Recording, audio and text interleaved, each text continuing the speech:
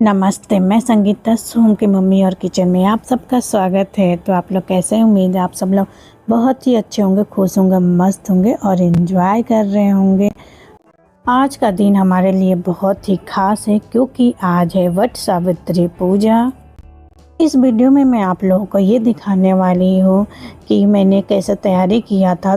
तो एक दिन पहले से ही मैंने तैयारी करना शुरू कर दिया था। एक दिन पहले ही मैंने अपने बेड के ऊपर का बेडशीट चेंज कर दिया था और उसके बाद क्या पहनना है मुझे मैंने वो भी निकाल के रख लिया था, क्योंकि सुबह सुबह ही पूजा है और पूजा की तैयारी करनी है। तो इसलिए एक दिन पहले तैयारी मैंने करना शुरू कर दिया था और कर भी लिया था।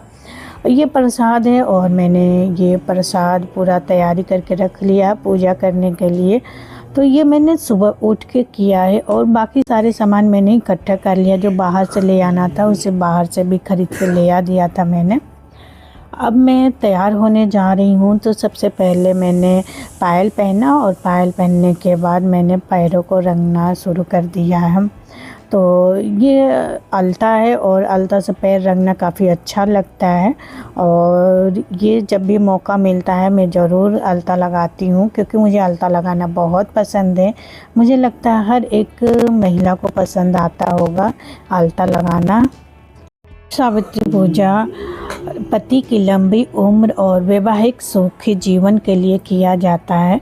तो मैंने भी किया है और अब मैं चूड़ियाँ पहन लिया है मैंने और साड़ी पहनना है मुझे। तो मैं साड़ी भी पहन कर तैयार हो चुकी हूँ। अब चलते हैं, थोड़ा सा सिंदूर लगा लेते हैं, बिंदी लिपस्टिक जो भी करना है सब कर लेती हूँ, तैयार हो जाती हूँ। तो सुबह का टाइम है और सब लोग घर में सो रहे थे, तभी मैं तैयार हो रही हूँ और मैंने किसी को जगाया भी नहीं, क्योंकि इतना सुबह की कौन जगने वाला है। और मेरे हस्बैंड लेट नाइट तक जगते हैं, इसलिए मैंने उनको जल्दी जगाया नहीं। और बेटा भी देर तक जगता है, वो पढ़ाई करता रहता है, इसलिए उसे भी नहीं जगाया। तो मैं खुद ही उठ गई हूँ और मेरे पीछे बेड पर सोम सो रहा है। तो सबके जगने के बाद सोम जगता है, तो इसलिए किसी को मैंने नहीं जगाया और मैं पूरी तरह से तैयार हो गई हूँ पूजा में शामिल होने के लिए। क्या करना है तो उसके लिए हमें फूल भी चाहिए, तो चलिए तोड़ लेते हैं फूल को। तो मेरे घर के सामने ये सारे फूल लगे हुए हैं, तो वहीं से मैं फूलों को तोड़ लेती हूँ। और अपराजिता का भी फूल ले लिया है, क्योंकि वहीं मंदिर है, भगवान शिव को समर्पित मंदिर है, तो उसी में पूजा करना है। तो शिव जी को अपराजिता का फूल बहुत ही पसंद आता है, तो इसलिए मैंने वो फूल भी तोड़ लिया है। अब सारी तैयारी करने के बाद अब मैं निकल गई हूँ मंदिर जाने के लिए और मैं पहुँच चुकी हूँ ये बरगद का पेड़ के पास। तो ये कितना खूबसूरत लग रहा है पेड़, और मौसम भी बहुत ही अच्छा था क्योंकि सुबह का टाइम था। तो सुबह सुबह थोड़ा सा मौसम ठंडा ही रहता है, लेकिन जैसे जैसे दिन बढ़ रहा था वैसे वैसे थोड़ी गर्मी भी होने लगी थी। अब बरगद के पेड़ की पूजा हमने शुरू कर दिया है। इस पेड़ को लंबी आयु और अखंड सौभाग्यवती का प्रतीक माना जाता है। धागा बांधकर पति की लंबी उम्र और खुशहाल शादीशुदा जीवन की प्रार्थना करते हैं। बरगद के पेड़ की विधिवत पूजा करने के बाद वहीं पर कथा भी सुनना होता है। तो वट सावित्री की कथा सुनते हैं और पंखे की भी पूजा की जाती है। तो मैं पंखा नहीं ले गई थी, तो वट वृक्ष के जो पत्ते होते हैं उसी को मैंने पंखा बना लिया था और पूजा भी किया था। तो बहुत सारी औरतें आ गई थी और सब लोग पूजा कर लिए थे। और पूजा करने के बाद सभी औरतें एक साथ कथा सुनी और मैं भी कथा सुनी। और एक लेडीज़ जो है वो कथा सुना रही थी, सभी लोग हाथ जोड़ कर वहाँ बैठे हुए थे और मैं भी बैठी हुई थी। और जो भी प्रसाद ले गए थे हम लोगों ने, तो वो पेड़ को अर्पित कर दिया हम लोगों ने। उसके बाद गंगा जल भी चढ़ाया हमने और अब हम परिक्रमा शुरू कर रहे हैं। तो तो परिक्रमा बहुत लोग 7 बार करते हैं, 5 बार करते हैं, 11 बार करते हैं या 101 बार करते हैं। तो मैंने 7 बार परिक्रमा किया और ये परिक्रमा करना काफ़ी अच्छा लगता है, मुझे तो बहुत ही अच्छा लगता है। तो सभी लेडीज़ धागा लेके पेड़ के बांध कर और उसके बाद पूजा करती हैं या परिक्रमा करती हैं। और हाथों में जितनी बार परिक्रमा करना रहता है तो कोई मिठाई ली रहती है या दालचीनी, मूंगफली, चना कुछ भी ले सकते हैं गिन कर। और एक परिक्रमा पूरा होने के बाद हम एक वहाँ समर्पित कर देते हैं। फिर दूसरी परिक्रमा शुरू होने के बाद दूसरा दाना हम अर्पित कर देते हैं। तो इस तरह से परिक्रमा पूरा होता है।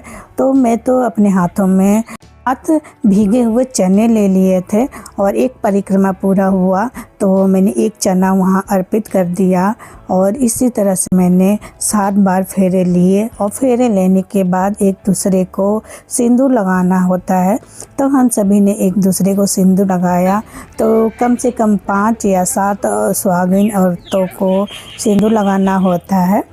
तो हम लोग आपस में बातें कर रहे थे किसके कितने हो गए, तो एक दूसरे को हम लोगों ने सिंदूर लगाया। ये वाला मोमेंट भी काफ़ी प्यारा होता है, बहुत ही अच्छा लगता है। और उसके बाद हम लोगों ने चावल उछालने वाला ये रस्म होता है तो उसको किया हमने। तो ये पंखे पर रख के किया जाता है। तो मैं पंखा नहीं लेकर आई थी, तो ये बांस के पंखे होते हैं तो उसी की पूजा की जाती है। तो वो मैं नहीं ले आई थी। और उसके बाद मैंने ये बरगद के पत्ते थे उसी पर रख के मैंने चावल उछाल दिया है। उसके बाद हम लोगों ने गए मंदिर के अंदर, मंदिर में पूजा किया। और पूजा करने के बाद एक दूसरे को आंचल में प्रसाद देना होता है। तो मैंने भी प्रसाद दिया और सब लोगों ने भी मुझे प्रसाद दिया। उसके बाद एक दूसरे को गले लगे। तो इस तरह से हमने ये पूजा संपन्न किया और काफ़ी अच्छा ये यादगार वट सावित्री पूजा रहा हमारे लिए, क्योंकि सुबह सुबह के टाइम में पूजा करना काफ़ी अच्छा लगता है। तो मैंने कई बार पूजा किया है, तो ज़्यादातर मैं अकेले में ही की हूँ। और इस बार हम लोगों ने प्लान बना के किया था तो सब लेडीज़ एक साथ पहुँच गई थी। अब मैं घर पर आ गई हूँ और मेरे हस्बैंड जग गए हैं और ब्रश करके बैठे हुए हैं। तो उनके लिए मैंने चाय रख दिया है। और उसके बाद मैंने कहा जब तक चाय बनता है तो मैं आपकी पूजा कर लेती हूँ। तो मुझे पूजा करते समय मुझे भी बहुत हंसी आ रही थी और मेरे हस्बैंड को भी बहुत ही हंसी आ रहा था। और लेकिन फिर भी चुपचाप वो जो मैं कर रही थी करने दिया उन्होंने। और मैंने अपने हस्बैंड का पूजा कर लिया है। उसके बाद पंखा डुला रही हूँ मैं। तो पंखा डुलाने के बाद प्रसाद देना होता है। तो मैंने अपने हस्बैंड को मिठाई खिलाया, लड्डू खिलाया। तो वो ज़्यादा नहीं खाते हैं मीठा, तो बहुत थोड़ा सा ही मैंने उनके मुंह में डाला और उन्होंने खा लिया। उसके बाद मैं चाय लेकर आई हूँ। तरह से मेरा वट सावित्री पूजा संपन्न हुआ। आप लोगों को ये वीडियो कैसा लगा है कमेंट करके ज़रूर बताइएगा। Thank you.